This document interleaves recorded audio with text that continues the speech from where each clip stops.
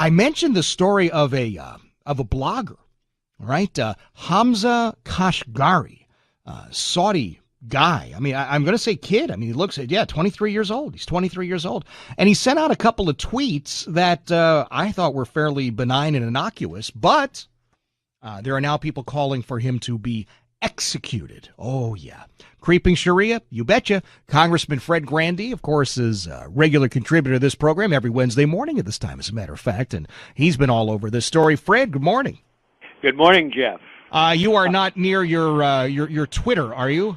No, actually, I steer clear of Twitter for the reasons that you just began to explain. And let me just say, this Hamza Kashgari story is a chilling is a chilling kind of postscript to the Istanbul process story that I did last week. Because, as you know, the Organization of Islamic Cooperation is attempting to legitimize Sharia blasphemy laws around the world with the aid and support of the Secretary of State right now as they try to figure out how to reconcile the differences between our Constitution and their blasphemy laws, which have just, as you pointed out, captured this kid, Hamza Kashgari, who, from what I can say, was questioning his faith on Twitter and then felt the need that he probably needed to flee to New Zealand. He was arrested in Malaysia. But here's the interesting thing. He was arrested because Saudi Arabia, his country of origin, sent out what they call a red notice. A red notice is an alert to Interpol, the International Criminal Organization, to apprehend an individual.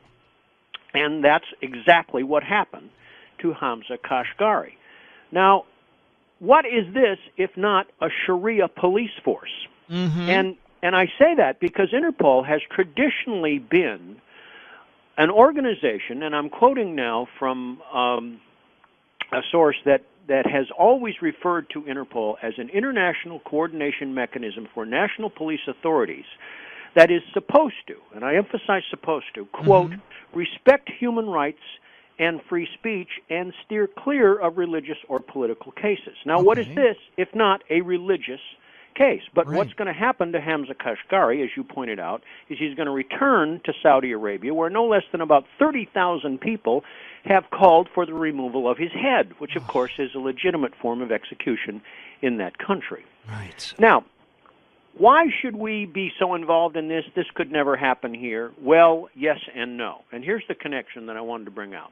In December of 2009, President Obama issued Executive Order 13524, which essentially extended to Interpol the privileges of a foreign diplomatic mission, which could mean that as an international police force, it would be immune from the restraints of American law. This is 2 years ago. Now, supposing Hamza Kashgari had tried to flee to the United States, Saudi Arabia had put out a red notice. Are we now saying that Interpol could have apprehended him at JFK or Logan and hauled him back to Saudi Arabia? They did in Malaysia. We don't know that. But the latitude the president has just extended to Interpol suggests that that could at least be contested. So it appears that the Istanbul process now has its own international police force to enforce Sharia law. Now, if that doesn't chill you to the bone, I don't know what does. Wow. One more postscript here before we engage in light radio repartee. Yes. One of the places you will not ever find this story, Jeff, is Fox News. Why? Well, it might be that Prince Alawid bin Talal owns 7% of that network and also 4% of Twitter. Wink, wink. Nod, nod. Wow. So, I find as these stories begin to collide with one another, there is a pattern of connecting the dots, which happily you're allowing me to do on the air. But most of this is so far under the radar that with the exception of the people that loyally listen to your show, we will probably never know. But this is creeping Sharia in the most insidious form that I have seen to date. Let me ask you about Kashgari again. Now, is he actually returning to Saudi Arabia? That's my understanding, that he is essentially being sent back to Kashgari, where he will stand trial. And of course, this is the crime of apostasy, which is a capital offense. in a Sharia state such as Saudi Arabia. Right. And again, understand that what the Organization of Islamic Cooperation is trying to do is take the laws of Saudi Arabia and Pakistan and those countries such as Somalia and Sudan where Sharia prevails and insinuate them into Western civilization, which is all part of the extension of the caliphate. But they now have, it appears, the complicity of Interpol, which, as I always thought, was to some degree an impartial international police force that was merely designed to apprehend criminals, not kids who were questioning their faith on an electronic device. Now, is there any mechanism inside of Interpol? I mean, you've clearly looked into it a lot more than most of us have. Is there an opportunity for another government somewhere, another official somewhere to throw a flag and say, wait a minute, that's not what we're supposed to be about? I don't know if there is an official way to do that.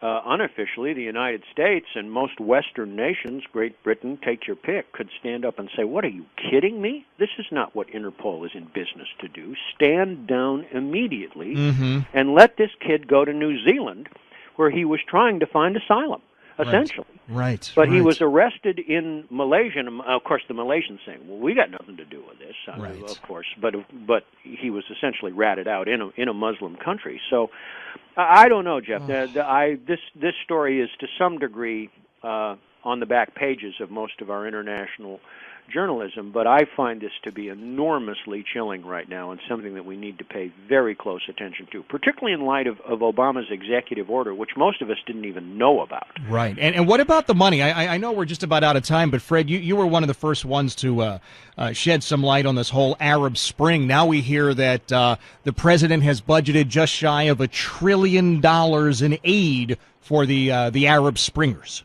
Well, actually, it's $800 million in Mideast development money over and above the $1.5 billion he still wants to give to Egypt, even though they're holding Americans hostage.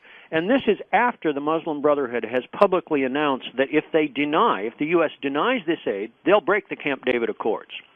So this is extortion, and we apparently are willing to pay the price. Now, if Congress doesn't stand up and say, as happily they have done recently, but need to continue to do, Mr. President, you ain't getting one penny for these guys, then I really think we have bowed down to a Middle Eastern foreign power in a way that doesn't even resemble Obama's deep bow to the Saudi prince a couple of years ago. Incredible. Fred, I appreciate you being here as always, my friend. That is Congressman Fred Grandy, the story of a 23-year-old kid. I mean, he's a kid, for God's sakes. He's a kid. He sends out a tweet and says, basically, I've been a Muslim my whole life, and now I'm wondering if it's exactly what I thought it should be. It's that benign. And he's now going to stand trial in Saudi Arabia with the possibility of being executed for saying such stuff.